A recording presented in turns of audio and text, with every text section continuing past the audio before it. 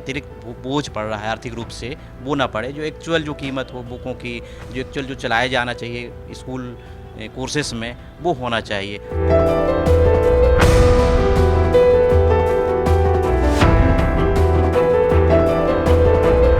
जबलपुर में जिला प्रशासन ने निजी स्कूलों के सिंडिकेट को तोड़ने का फैसला लिया है और यही वजह है कि लगातार कार्रवाइयाँ जिला प्रशासन कलेक्टर जबलपुर के निर्देश पर की जा रही हैं। न सिर्फ 18 स्कूलों को के खिलाफ मामले दर्ज किए गए हैं, बल्कि साथ ही साथ तय दुकानों से किताबें खरीदने, यूनिफॉर्म खरीदने के लिए पेरेंट्स को बाध्य करने के मामले पर औचक निरीक्षण भी किए जा रहे हैं। जबलपुर के चिल्ड्रन बुक हाउस में इस वक्त कार्रवाई प्रशासन की चल रही है और इस वक्त आप देखेंगे कि रांझी SDM RS मरावी साहब हैं जो कि यहाँ पर पहुँचे हुए हैं। हम देख रहे हैं सर कि किताबों के ढेर लगे हुए हैं और तय स्कूलों के नाम भी उसमें हैं। आपने क्या प्राइमा फेसाई पाया है अभी और किस तरह जांच करेंगे इसको? हम जांच के लिए आए हुए हैं। प्रथम दृष्टया हमें प्रतीत होता है कि पर्टिकुलर कुछ स्कूलों के स्पेशली बंडल बनाकर रखा गया है, यानी उन स्कूलों में वही किताबें लगना है। और कुछ सूचियां भी प्राप्त हुई हैं संस्थाओं से, इस प्राइवेट स्कूलों से, जो इनके पास रखा हुआ है कि प्राइवेट स्कूलों ने इनको एक सूची प्रोवाइड की है कि ये बुक्स हमारे यहाँ लगनी है, आप इनको बेचिए। तो उसी तरह लोग बंडल भी बना करके रखे हैं। तो प्रथम दृष्टया हमें ऐसा लगता है कि एक दोनों प्राइवेट संस्थाओं की और बुक सेलर्स की मिलीभगत प्रतीत हो रही है।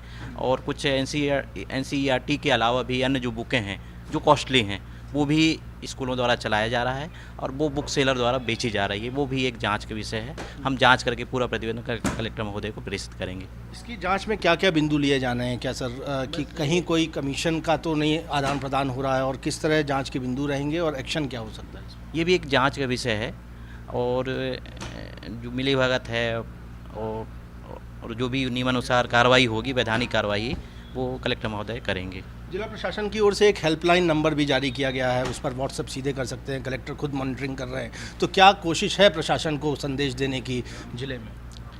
प्रशासन के अपेक्षा ये है कि जो गार्जियनों को अतिरिक्त बोझ पड़ रहा है आर्थिक रूप से, वो ना पड़े। जो एक्चुअल जो कीमत हो बुकों की, जो एक्चुअल जो चलाया जाना चाहिए स्कूल कोर्सेस में, वो होना चाहिए। अनावश्यक जो महंगी बुकें हैं या फिर जिनमें जो रेट्स अधिक हैं, उन पर कंट्रोल करना और जो अतिरिक्त वहन पड़ता है अभिभावकों पर, उस पर रोक लगाना, ये मुख्य उद्देश्य है। सर, हम देखते हैं कि हर साल इस तरह की शिकायतें होती हैं। इस बार गाहे बगाहे ये शिकायतें होती हैं हर साल। इस बार हालांकि खुलकर प्रशासन ये कार्रवाई कर रहा है। तो क्या आप लोग इस समस्या की जड़ तक जाने वाले हैं और क्या भरोसा जनता को देंगे?